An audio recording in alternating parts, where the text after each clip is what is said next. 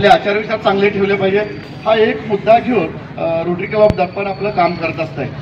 आता मागच्या ह्या 4 महिन्यापूर्वी रोटरी क्लब ऑफ दर्पण आमचं मन्नूरगाव दत्तक घेतलं आणि गाव दत्तक घेतलं त्यांनी हेल्थ कॅम्प केला। या ठिकाणी 200-250 लोकांचं त्यांनी हेल्थ चेकअप केलं। त्या ठिकाणी मेडिसिन त्यांनी प्रोव्हाइड केलं। त्याच्यानंतर डोळ्याचे काही आय चेकअपचं काम त्यांनी केलं। त्याच्यामध्ये 1-2 ऑपरेशन त्यांनी आमच्या काही गावातील 2 महिलांचे फ्रीसुद्धा करून दिलेत।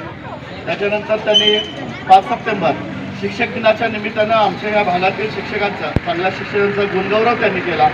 असे विविध कार्यक्रम त्यांनी समाजाच्या माध्यमातून करतात। जिथं अडचण आहे त्या ठिकाणी रोटरी क्लब ऑफ दर्पण आहे असं म्हटलं तर वावगं ठरणार नाही। ज्या ज्या ठिकाणी अडचणी आहेत आपला देश पुढे जाण्यासाठी आपला देश कुठे थांबतोय त्याला पाठबळ देण्याचं कार्य हे मंडळ करत असतंय।